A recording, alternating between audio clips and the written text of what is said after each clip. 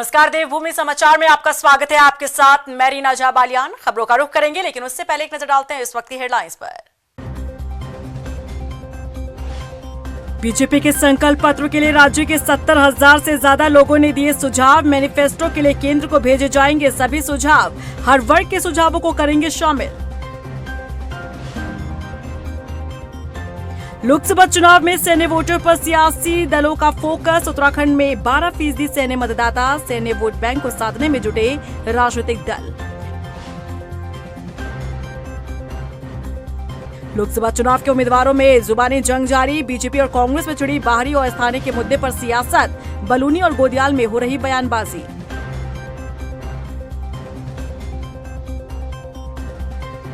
उत्तराखंड में बढ़ती गर्मी से मिलेगी राहत। शुक्रवार से 31 मार्च तक बारिश की संभावना। ऊंचाई वाले इलाकों में बर्फबारी के आसार।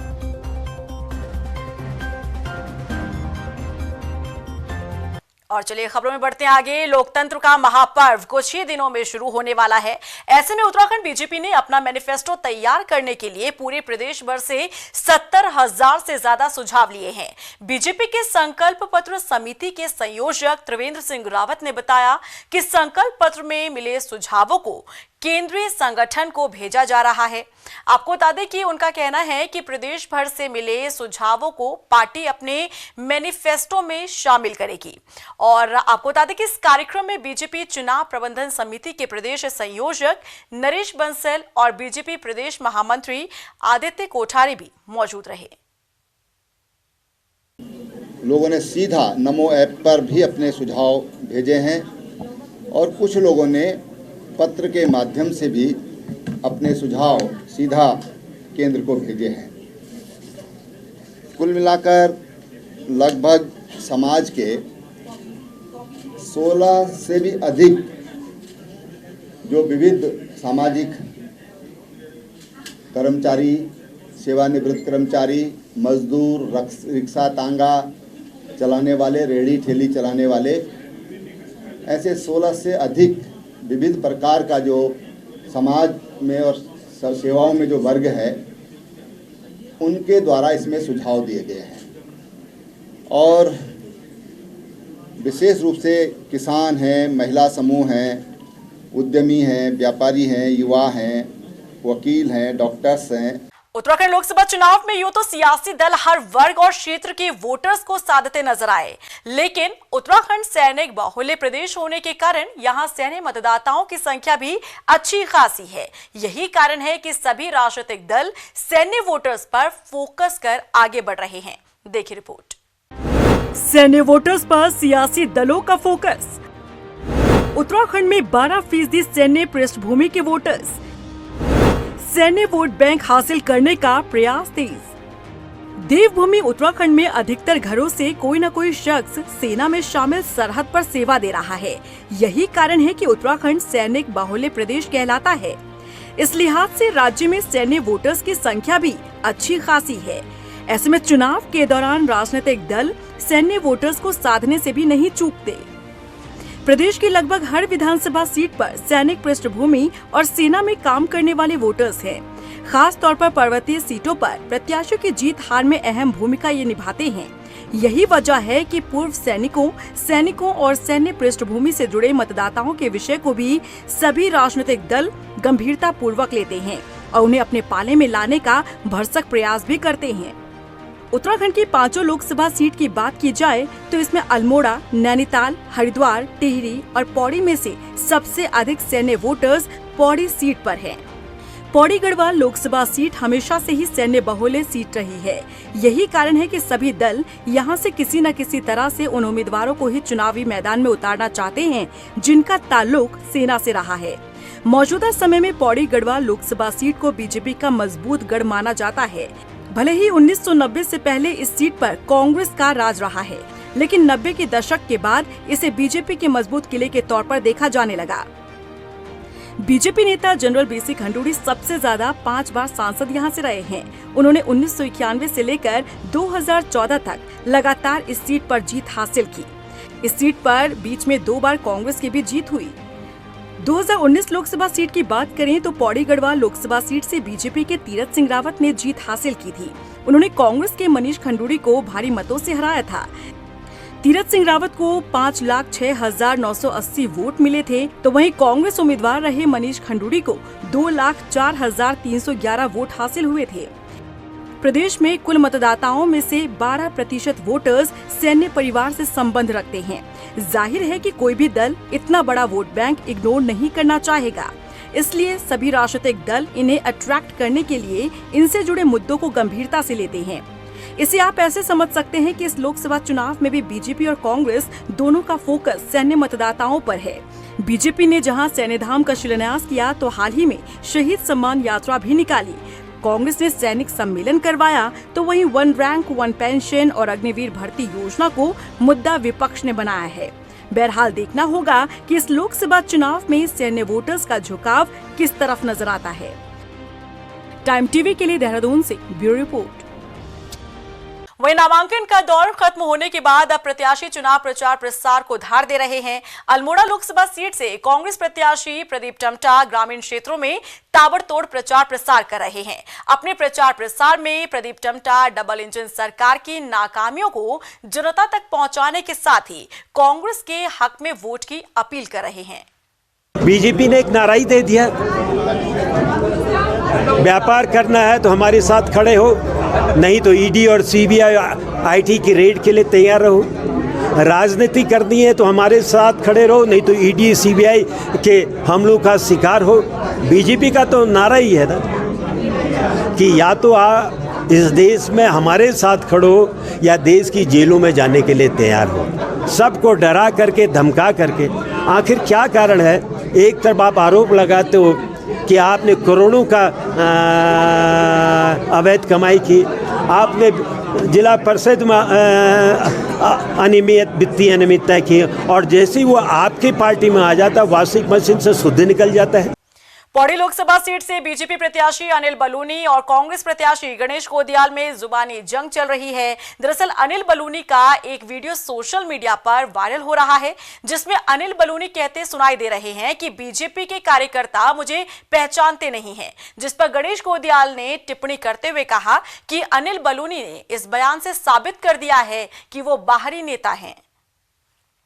तो जब भारतीय जनता पार्टी के कार्यकर्ता ही उन्हें नहीं जानते हैं तो आम आदमी क्या जानेगा? तो वो तो उन्होंने खुद ही स्थापित कर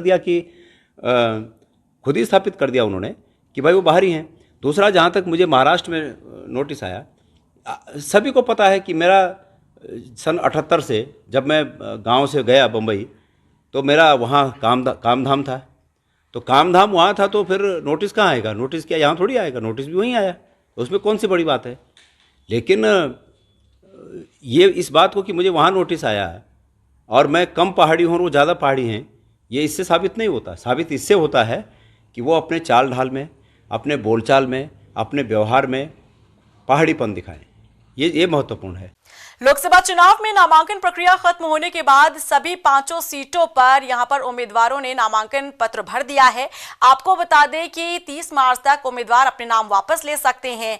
ऐसे में सीट वाइज अगर बात करें तो जांच के बाद टिहरी लोकसभा सीट से 11 प्रत्याशी, हरिद्वार लोकसभा सीट से 14 प्रत्याशी, अल्मोड़ा लोकसभा सीट से 8, पौड़ी लोकसभा सीट में 13 और नैनीताल लोकसभा सीट से 10 प्रत्याशियों के नामांकन पत्र सही पाए गए हैं। आज 3 बजे तक समीक्षा का प्रक्रिया पूर्ण किया गया है सभी रिटर्निंग ऑफिसर्स के द्वारा, और जो सूचना अभी तक प्राप्त हुआ है उसके आधार पर टिहरी में 11 वैलिड नॉमिनेशंस पाए गए हैं। गढ़वाल पार्लियामेंट्री कॉन्स्टिट्यूंसी में 13 वैलिड नॉमिनेशंस पाए गए हैं। अल्मोड़ा में 8 नॉमिनेशंस वैलिड पाए गए हैं। नैनीताल उधमसिंह नगर सीट पर 10 नॉमिनेशंस वैलिड पाए गए हैं और हरिद्वार में 14 नॉमिनेशंस वैलिड पाए गए हैं। हरिद्वार संसदीय क्षेत्र के अंतर्गत 7 नॉमिनेशन पत्र को खारिज किया गया है। टेक्निकल 14 नहीं, हरिद्वार का 14 वैलिड पाया गया है। नैनीताल में 10 पाए गए। वहीं हल्द्वानी में लोकसभा सामान्य निर्वाचन की आदर्श आचार संहिता लगने के बाद जिला निर्वाचन विभाग द्वारा लगातार कार्रवाई की जा रही है। आपको बता दें कि यहां पर सहायक निर्वाचन अधिकारी एपी वाजपेयी ने बताया कि अब तक विभिन्न स्थानों पर चेकिंग के दौरान करीब 3 लाख का कैश बरामद हुआ है। इसके साथ ही सी विजिल ऐप के माध्यम से लगभग आचार संहिता उल्लंघन की 150 शिकायतें आई हैं, जिनका तत्काल निस्तारण किया गया है। तो आदर्श आचार संहिता के बाद से इलेक्शन एक्सपेंडिचर मॉनिटर सिस्टम हमारा काम करना लगता है। तो हमारे 3 स्टैटिक सर्विलांस हैं, 3 हमारे एफएसटी की टीमें हैं। अभी तक हम लोग हल्द्वानी विधानसभा में 2.25 लाख का कैश जो है वो सीज किया गया है। साथ ही जो सिटीजन्स के लिए कंप्लेन दायर करने के लिए एक ऐप डेवलप किया गया है जिसे सी विजिल के नाम से जाना जाता है। उस पर हल्द्वानी में सिटीजन के माध्यम से भी और सुमोटो जो हमारे संज्ञान में आती हैं एफएसटी के माध्यम से लगभग 150 के आसपास शिकायतें अभी तक इसमें आई हैं और उनका निस्तारण किया गया है। उत्तराखंड वानिकी प्रशिक्षण अकादमी हल्द्वानी में वन आरक्षी प्रशिक्षार्थी सत्र के अंतर्गत 94 वन आरक्षियों के 6 महीने का सर्टिफिकेट कोर्स पूरा हो चुका है।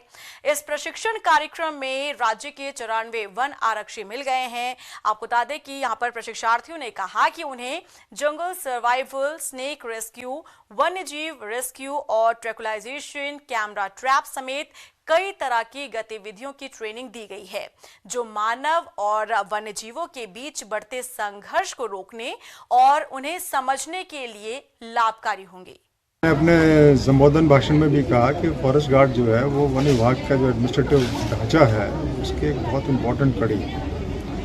और वन रक्षक अगर सजग रहता है तो उस क्षेत्र में, उस बीट में जो जिसको वन रक्षक कंट्रोल करता है उसमें अपराधों की संख्या में कमी आती है। और इसके अलावा भी जो हमारे फॉरेस्ट मैनेजमेंट के जितने भी सेक्टर्स हैं उसमें बेहतर परिणाम मिलते हैं। तो ये इस तरह की जो ट्रेनिंग है इसमें हमने उनको वन प्रबंध के जितने भी विषय हैं उसके संबंध में जानकारी दी। एक्चुअली हमारा जो ये वन आरक्षी प्रशिक्षण का जो सत्र स्टार्ट हुआ था 2023 3 अक्टूबर से स्टार्ट हुआ था। हम उसमें एक ट्रेनिंग के तौर पर आए हुए थे। आज एक जिम्मेदार वन आरक्षी फील्ड में जा रहे हैं। हमें इसमें हमारे गुरुजनों द्वारा, विशेषज्ञों द्वारा थ्योरेटिकल, प्रैक्टिकल में जैसे जीपीएस है, ड्रोन है और कैमरा ट्रैपिंग है और एमस्ट्रैक एप्लीकेशन के बारे में जानकारी। उधर नगर निगम में करोड़ों की जमीन खरीद फरोख्त मामले में नगर स्वास्थ्य अधिकारी ने एक्शन लिया है। मामले में नगर स्वास्थ्य अधिकारी ने कोतवाली में अज्ञात कर्मचारी के खिलाफ मुकदमा दर्ज कराया। पूरा मामला आपको बता दें तो ये साल 2023 से जुड़ा मामला है। एक शख्स ने जमीन फर्जीवाड़ा मामले में नगर निगम को शिकायत की, जिसमें उसने बताया कि उसकी मां का यहां पर फर्जी जन्म प्रमाण पत्र बनाकर भू माफिया ने 4 करोड़ से ज्यादा की जमीन हड़पने की कोशिश की। पीड़ित ने आरोप लगाया कि भू के इस खेल में नगर निगम की एक महिला कर्मी भी शामिल है। देखिए, ये प्रकरण जो है गत वर्ष उजागर हुआ था। सूचना के अधिकार के अंतर्गत एक सूचना मांगी गई थी जिसमें ये सूचना चाही गई थी कि सन 60 के दशक में एक मृत्यु जो हमारे यहाँ दर्ज थी उसके प्रमाण पत्र जारी किए गए थे सन 80-90 के दशक में। उसके अंतर्गत जो है जब छानबीन की गई, देखा गया तो जो मृत्यु जिनकी हुई थी उनके नाम से किसी एक अज्ञात व्यक्ति ने मृत्यु प्रमाण पत्र जारी कराया था।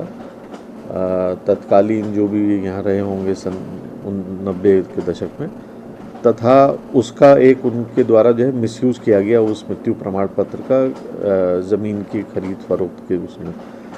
तो इसी प्रकरण को लेकर जो है हमारे द्वारा जो है एक अज्ञात व्यक्ति के विरुद्ध जो है प्राथमिकी के लिए जो है तहरीर दी गई थी कोतवाली में, जिसमें शायद मुकदमा दर्ज कर लिया गया है।